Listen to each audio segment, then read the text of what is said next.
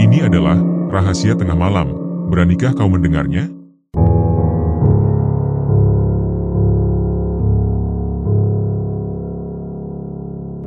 Pada tahun 2019, sebenarnya keinginan Wisnu untuk mendaki Gunung Semeru begitu besar.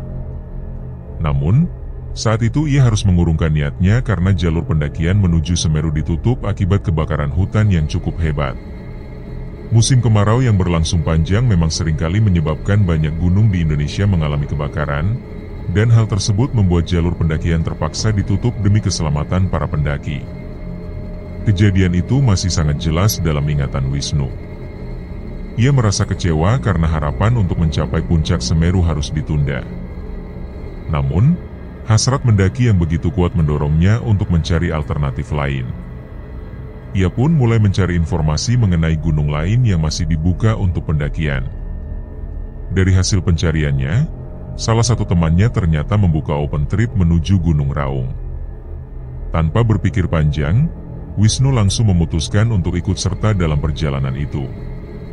Baginya, yang terpenting adalah tetap bisa mendaki gunung di wilayah Jawa Timur dan mengenal medan lain selain Semeru.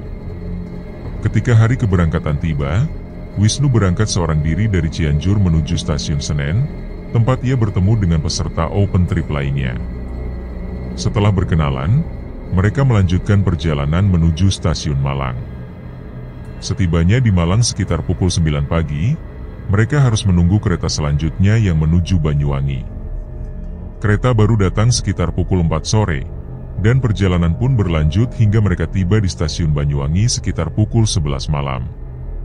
Tanpa membuang waktu, mereka langsung menuju base camp di Kalibaru. Kondisi fisik yang lelah akibat perjalanan panjang membuat Wisnu langsung beristirahat sesampainya di base camp. Keesokan harinya, aktivitas pagi seperti sarapan dan mandi dilakukan sebelum menuju ke pos awal pendakian. Di pos tersebut, mereka mengikuti briefing dari petugas selama kurang lebih 30 menit. Setelah itu, seluruh peserta bersiap untuk memulai pendakian. Seperti di banyak base camp lainnya, base camp Gunung Raung juga menyediakan jasa ojek untuk mengantar pendaki hingga ke titik terakhir sebelum jalur pendakian dimulai. Dari titik tersebut, perjalanan pendakian pun dimulai. Pendakian kali ini berjalan cukup lancar tanpa kendala yang berarti. Sekitar pukul 3 sore, mereka sudah tiba di pos 4 dan mulai mendirikan tenda untuk bermalam. Saat senja mulai menyapa, mereka menyaksikan kepulan asap yang keluar dari puncak. Gunung Raung memang memiliki kaldera yang cukup dalam di puncaknya, sekitar 500 meter. Kaldera tersebut seringkali mengeluarkan asap maupun percikan api. Namun, Wisnu dan teman-temannya tidak menganggap hal tersebut sebagai pertanda bahaya. Mereka tetap berpikiran positif dan melanjutkan kegiatan camping di pos tersebut. Malam pun tiba, dan sekitar pukul 9 malam mereka mulai beristirahat. Akan tetapi, ketenangan malam itu terusi ketika sekitar tengah malam terdengar suara kegaduhan dari arah depan tenda. Ternyata, beberapa ranger tengah berusaha mengevakuasi para pendaki yang masih berada di atas puncak. Rupanya, telah terjadi gejolak di area kaldera yang cukup membahayakan. Situasi tersebut membuat Wisnu dan rombongannya berpikir ulang untuk melanjutkan pendakian. Mereka akhirnya memutuskan untuk turun keesokan harinya demi menghindari risiko yang lebih besar. Pagi harinya, keputusan untuk turun langsung dieksekusi. Perjalanan kembali ke base camp berlangsung lancar, dan mereka tiba sekitar pukul 5 sore. Malam harinya, waktu yang tersisa digunakan untuk berbincang-bincang dengan para pendaki lain yang juga mengalami kegagalan mencapai puncak. Dalam perbincangan itu, Wisnu menceritakan bahwa awalnya ia sangat ingin mendaki Gunung Semeru. Namun karena kondisi tidak memungkinkan, ia akhirnya beralih ke Gunung Raung, yang ternyata juga mengalami kendala akibat aktivitas kaldera. Di tengah perbincangan itu, salah satu temannya memberikan saran agar Wisnu mendaki Gunung Argopuro saja, mumpung masih berada di wilayah Jawa Timur. Saran tersebut membuat Wisnu berpikir bahwa perjalanannya dari Cianjur tidak seharusnya disia-siakan. Ia pun menyetujui ajakan itu, terlebih 2 orang temannya juga memiliki rencana yang sama. Kesepakatan itu membuat mereka bersiap untuk pendakian berikutnya. Pada sore hari keesokan harinya, mereka berangkat menuju alun-alun Besuki. Sekitar pukul 1 dini hari, mereka tiba di sana dan bertemu dengan seorang pria yang memperkenalkan dirinya sebagai Mas Safi. Pria ini merupakan seorang pemandu pendakian Argo Puro dan tinggal tak jauh dari alun-alun Besuki, tepatnya dekat dengan base camp Baderan. Mas Safi lalu mengajak mereka singgah ke rumahnya, yang berjarak sekitar 20 menit perjalanan. Setibanya di sana, mereka harus menunggu selama 5 hari karena masih menanti kedatangan teman-teman dari Bekasi yang juga berencana mendaki Argo Puro. Selama 5 hari tersebut, mereka tinggal di rumah Mas Safi sambil menunggu rombongan lainnya. Akhirnya, pada hari yang telah disepakati, teman-teman dari Bekasi pun datang. Mereka bertemu di alun-alun Besuki dan mulai saling mengenal.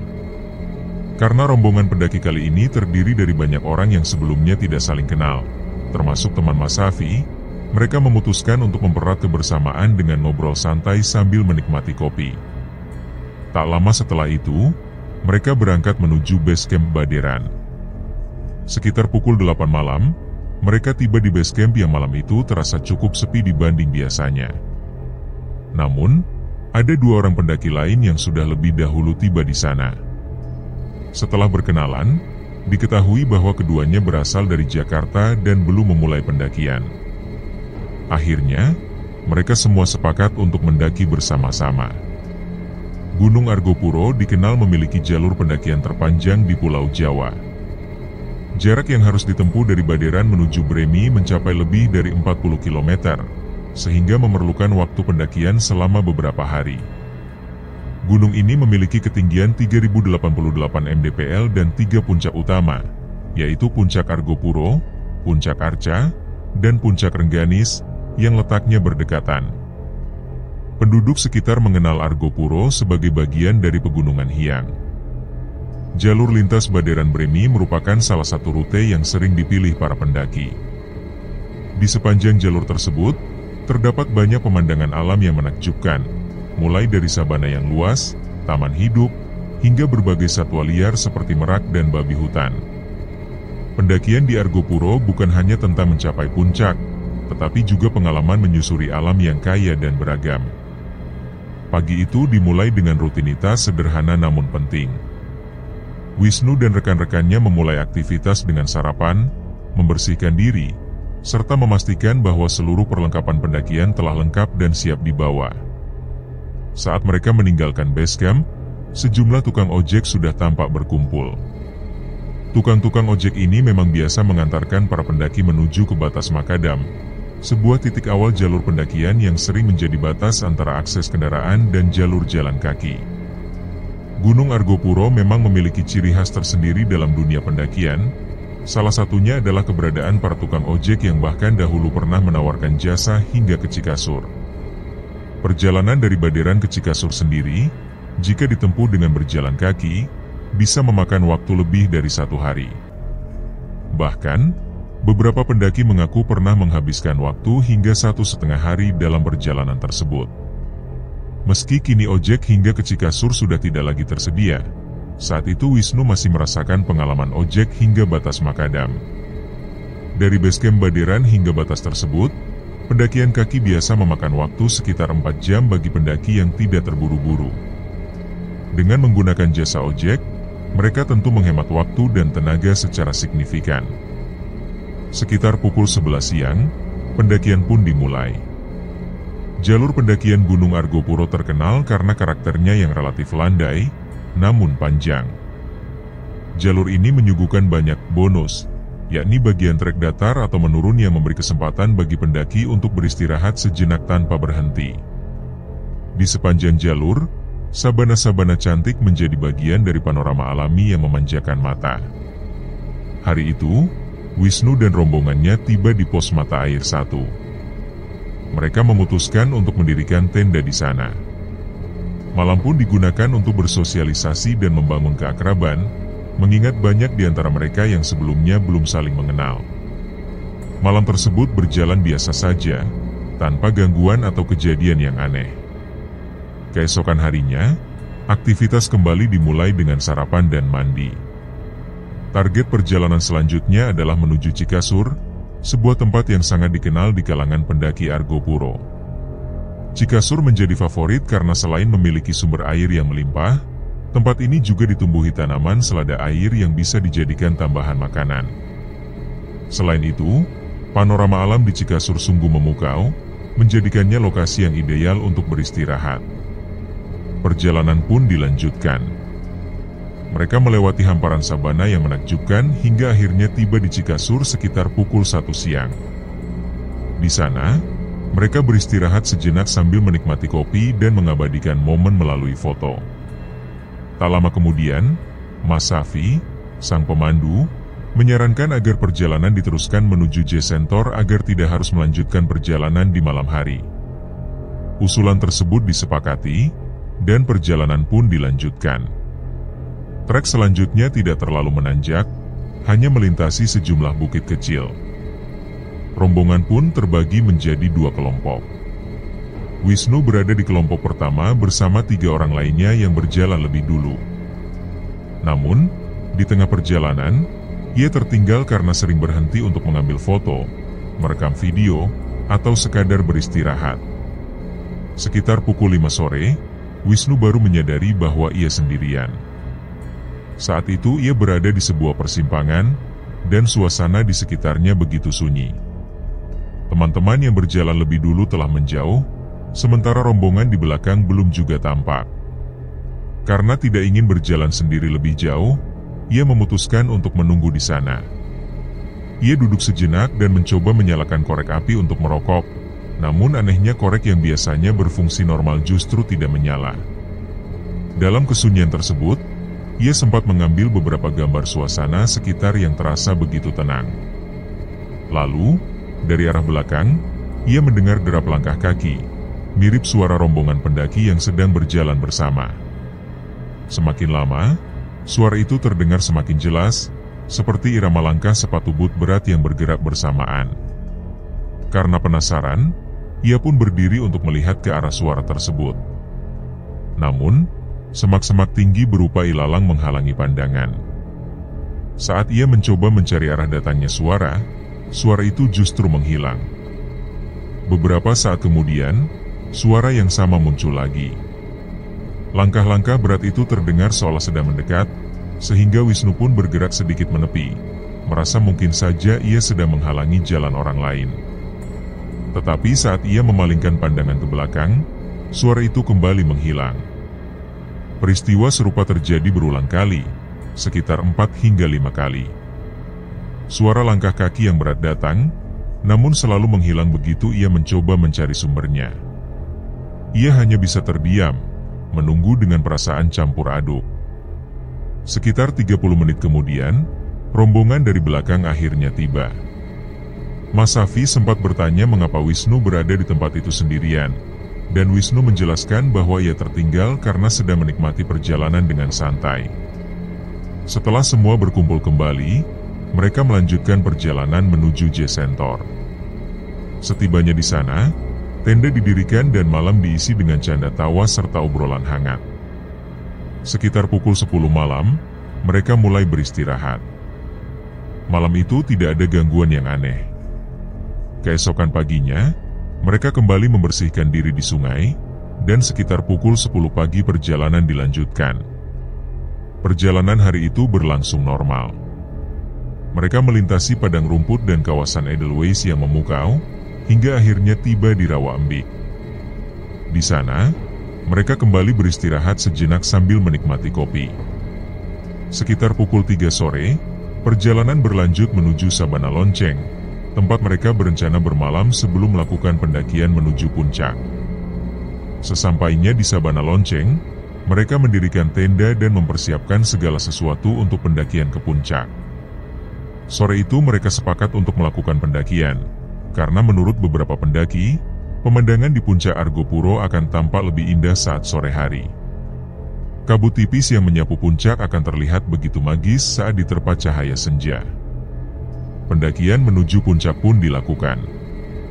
Di sana, mereka menikmati keindahan alam, mengambil foto, dan berbincang-bincang ringan. Ketika matahari mulai condong ke barat, mereka memutuskan untuk kembali ke tenda. Sekitar pukul 5 sore lebih, seluruh rombongan sudah kembali ke Sabana Lonceng dan bersiap untuk malam berikutnya di lereng Argopuro. Sekitar pukul 10 malam, seluruh rombongan memutuskan untuk beristirahat dan tidur. Pada malam itulah, Wisnu mulai merasakan sesuatu yang ganjil. Awalnya, ia tidur seperti biasa, namun tidak lama kemudian, suasana tiba-tiba berubah menjadi sangat hening. Suara serangga yang sebelumnya terdengar jelas mendadak menghilang. Keheningan itu membangunkan Wisnu, meskipun ia sendiri tidak tahu pasti pukul berapa saat itu. Yang membuatnya terheran-heran, ketika ia menoleh ke arah sekeliling, ia mendapati tubuhnya sendiri masih terbaring tidur. Ia terdiam dalam kebingungan, mencoba memahami apa yang sebenarnya terjadi. Di sekitarnya, teman-temannya juga masih tampak tidur. Dalam kondisi separuh sadar dan penuh keheranan, tiba-tiba terdengar suara gemerincing lonceng kuda yang berhenti tepat di depan tenda. Rasa penasaran membuatnya menghampiri suara itu. Ketika membuka tenda, pandangannya langsung tertuju pada sebuah kereta kencana besar berlapis emas yang ditarik oleh 6 ekor kuda. Kereta itu berhenti tepat di depan tendanya. Seolah berada dalam keadaan terhipnotis, Wisnu melangkah keluar dan mendekati kereta tersebut. Kabin kereta terbuka, dan di dalamnya terlihat beberapa perempuan cantik. Jika dihitung, jumlahnya ada sekitar 6 orang. Di antara mereka, terdapat satu perempuan yang terlihat berbeda dari yang lain. Sosok ini mengenakan mahkota dan memiliki aura yang begitu mencolok, seakan berasal dari kasta yang lebih tinggi. Ketika perempuan itu menoleh ke arah Wisnu, ia terpaku dalam keterpesonaan. Kecantikannya begitu luar biasa, belum pernah ia melihat perempuan secantik itu. Senyum perempuan tersebut menyambut pandangan Wisnu yang masih tercengang. Tak berselang lama, kereta itu mulai bergerak. Dari jendela kereta, Wisnu melihat pemandangan sekitar yang menyerupai suasana pedesaan. Tampak orang-orang bertani di pinggir jalan, serta ada pula yang sedang berjalan kaki, menjalankan aktivitas seperti biasa. Perjalanan itu membawanya menuju sebuah gapura besar. Menjelang memasuki gapura tersebut, ia melihat 2 penjaga berdiri di sisi kanan dan kiri gerbang. Namun yang membuatnya benar-benar terkejut adalah sosok yang berdiri di sisi gerbang, mengenakan pakaian yang sama seperti yang ia kenakan saat tertidur di tenda. Sosok itu memiliki wajah yang sangat mirip dengannya. Ia hanya bisa terpaku saat menyadari bahwa penjaga gerbang itu adalah dirinya sendiri. Pandangan keduanya sempat bertemu dalam keheningan yang membingungkan. Setelah melewati gerbang, suasana menjadi lebih hidup. Kereta kencana itu disambut oleh kerumunan orang yang mengenakan busana khas masa lalu. Mereka tampak sangat antusias, berlari-lari mendekati kereta dan mengeluarkan seruan-seruan penghormatan seperti menyebut Kanjeng, Dewi, dan Endoro Putri. Sambutan meriah itu menyelimuti perjalanan kereta hingga akhirnya berhenti. Wisnu pun turun dari kereta, disambut dengan penuh penghormatan oleh orang-orang tersebut. Ia menoleh ke belakang dan mendapati sang putri masih berada di dalam kereta, tidak ikut turun. Pandangannya kemudian tertuju pada sebuah keraton megah yang berdiri tak jauh dari tempat itu. Dari dalam keraton, muncullah seorang perempuan Eropa, mengenakan gaun putih panjang. Wajahnya khas seperti wanita Belanda, dan sorot matanya terlihat suram. Ia menatap Wisnu sejenak, lalu tersenyum tipis sebelum mengalihkan pandangannya. Orang-orang di sekitar masih bersorak dengan riang, namun situasi itu tiba-tiba berubah drastis. Dari arah gerbang, terdengar suara derap langkah kaki yang begitu keras, menandakan kedatangan sekelompok pasukan. Ketika semakin dekat, Wisnu menyadari bahwa yang datang adalah pasukan tentara Jepang lengkap dengan senjata dan topi khas mereka. Dalam sekejap, suasana berubah menjadi mencekam. Pasukan itu segera melancarkan serangan brutal, membantai seluruh orang yang sebelumnya menyambut kereta kencana. Wisnu hanya bisa menyaksikan kejadian mengerikan itu dengan mata kepala sendiri.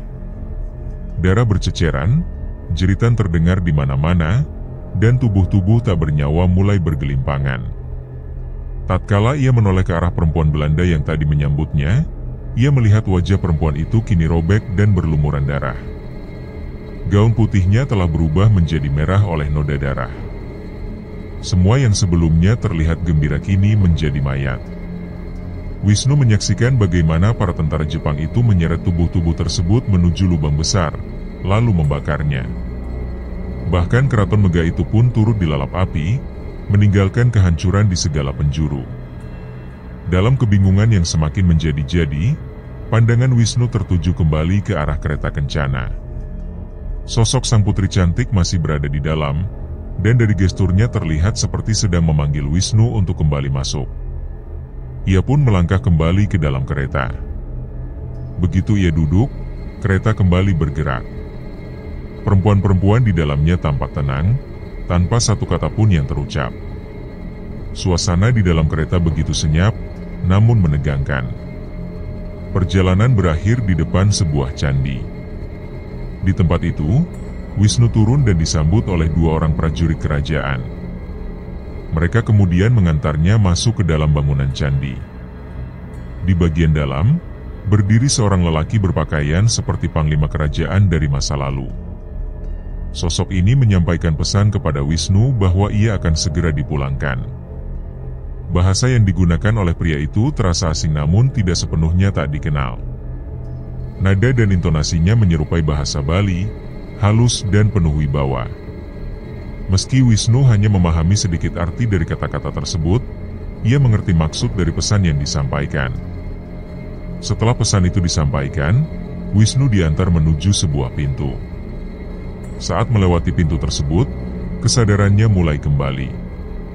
Tubuhnya langsung tersentak bangun disertai dengan batuk-batuk hebat, seolah ia baru saja menempuh perjalanan yang sangat jauh dan melelahkan. Rasa haus yang luar biasa membuatnya mencari air minum.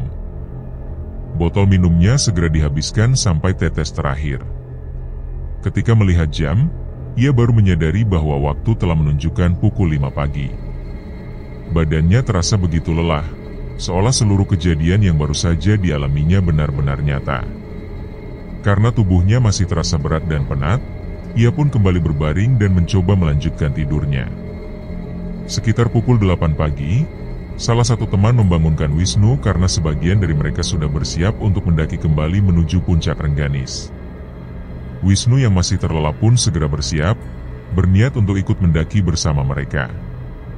Perjalanan menuju puncak dimulai, dan sesampainya di sana, Wisnu dikejutkan oleh pemandangan yang belum pernah ia saksikan sebelumnya. Di hadapannya, tampak puing-puing bangunan candi yang berserakan, menyiratkan jejak sejarah masa lampau. Ia merasa seperti pernah melihat bangunan itu, seakan-akan bukan hal yang asing baginya. Puncak Rengganis memang dikenal sebagai tempat yang menyimpan puing-puing candi dan situs yang diyakini sebagai taman-taman keraton, tempat di mana sosok legendaris Dewi Rengganis dipercaya pernah membangun kerajaannya. Meskipun saat itu Wisnu belum memahami sepenuhnya mengenai situs tersebut, bangunan-bangunan itulah yang sempat ia lihat sebelumnya ketika dalam mimpi atau penglihatan malam itu, saat ia dibawa berkeliling oleh seorang putri cantik.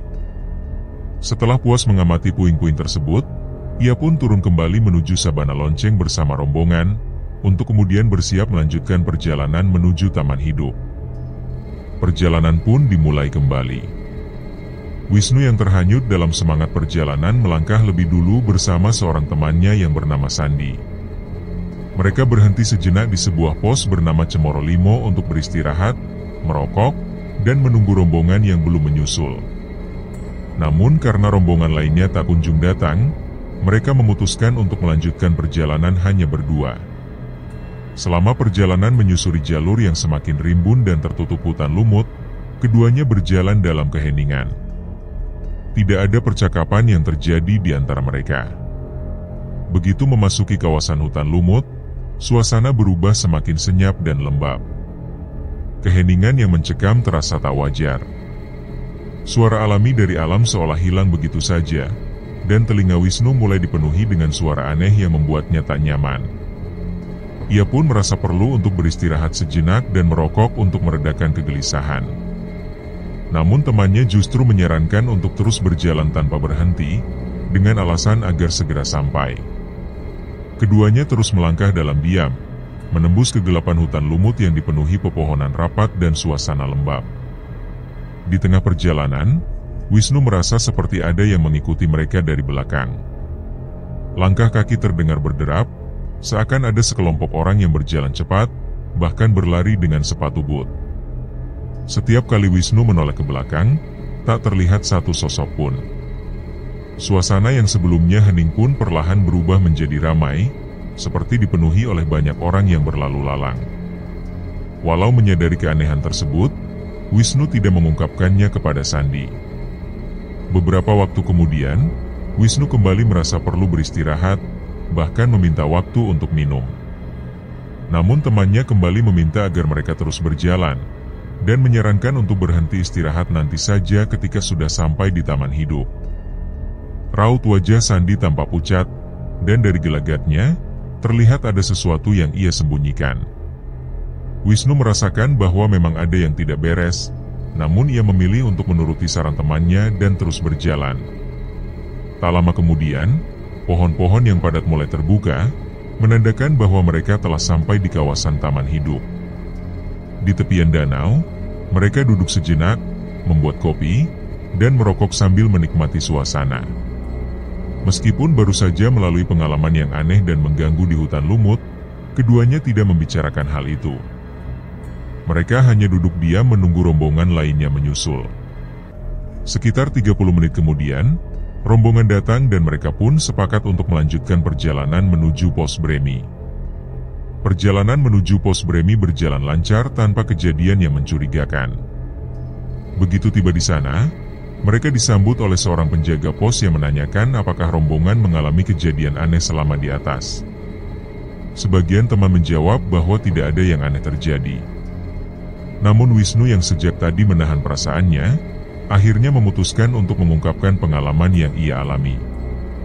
Ia menceritakan bahwa saat berada di Sabana Lonceng, dirinya dijemput oleh sebuah kereta kencana dan mengalami serangkaian kejadian yang sulit dipercaya. Penjaga pos pun memberi tanggapan bahwa Wisnu adalah orang yang beruntung karena telah bertemu dengan Dewi Rengganis. Penjaga itu menjelaskan bahwa banyak orang percaya bahwa penampakan Dewi Rengganis di gunung tersebut merupakan suatu keberuntungan. Sosok perempuan itu dikenal memiliki paras yang sangat cantik, berambut panjang, dan mengenakan kebaya berwarna merah. Wisnu terkejut mendengar penjelasan tersebut, karena memang ciri-ciri itulah yang ia lihat saat dijemput oleh kereta kencana. Ia juga membenarkan bahwa di dalam kereta itu ada 6 perempuan cantik lainnya. Namun salah satunya memiliki kecantikan yang luar biasa, berbeda dari yang lain, dan mengenakan mahkota. Setelah semua pengalaman itu, mereka pun segera melanjutkan perjalanan untuk turun dan mengejar bus di terminal Probolinggo. Bus yang tersedia hanya beroperasi 2 kali sehari, sehingga mereka harus bergegas. Setelah menaiki bus dan tiba di Probolinggo, rombongan pun berpisah. Beberapa teman melanjutkan perjalanan menuju Surabaya untuk pulang ke Jakarta, sementara Wisnu, Sandi, dan Mas Safi kembali ke Besuki untuk bermalam di rumah Mas Safi. Setibanya di rumah Mas Safi, mereka mengobrol santai sambil menikmati kopi. Pada kesempatan itu, Wisnu kembali membuka obrolan tentang kejadian yang ia alami di Sabana Lonceng, dan menceritakan secara rinci bahwa dirinya bertemu dengan sosok Dewi Rengganis. Mas Safi pun mengiyakan hal tersebut dan menjelaskan bahwa banyak orang percaya bahwa Dewi Rengganis memang masih menghuni kawasan Gunung Argopuro bersama keenam danyangnya. Konon, dulunya Dewi Rengganis membangun sebuah keraton di puncak gunung tersebut, dan keberadaannya masih dipercayai hingga kini. Dari pengalaman itu, Wisnu merasa bahwa perjalanannya kali ini begitu istimewa dan tak akan pernah ia lupakan seumur hidup. Ia pun menjadi penasaran terhadap Sandi yang kala itu bersikap aneh saat melewati hutan lumut. Ketika ditanya secara langsung, Sandi akhirnya mengungkapkan bahwa saat melewati hutan tersebut, ia melihat banyak sosok tentara Jepang yang berdiri di kanan dan kirinya. Salah satu dari mereka bahkan tampak tidak memiliki kepala, hanya mengenakan seragam tentara dengan darah berceceran di seluruh bajunya. Sandi juga melihat tangan-tangan yang tergeletak di tanah, dan banyak orang yang lalu lalang tanpa arah yang jelas. Penuturan Sandi itu membuat Wisnu menyadari bahwa pengalamannya selama di hutan lumut ternyata memang nyata. Ia sendiri mendengar suara langkah sepatu tentara dan suara orang berlarian. Kini semuanya menjadi jelas, bahwa temannya juga melihat kejadian yang serupa. Sandi pun mengakui bahwa alasan dirinya tidak mau berhenti selama di hutan lumut adalah karena pemandangan di kanan dan kirinya dipenuhi oleh mayat-mayat yang bergelimpangan. Ia merasa takut jika harus berlama-lama di tempat tersebut. Perjalanan menuju Argopuro ternyata menyimpan begitu banyak cerita. Wisnu tidak hanya bertemu dengan pendaki-pendaki baru dan menambah saudara, namun juga mendapatkan pengalaman spiritual dan sejarah yang mendalam. Ia pun menjadi lebih memahami kisah Dewi Rengganis yang diyakini pernah menempati kawasan sakral di Gunung Argopuro, Jawa Timur.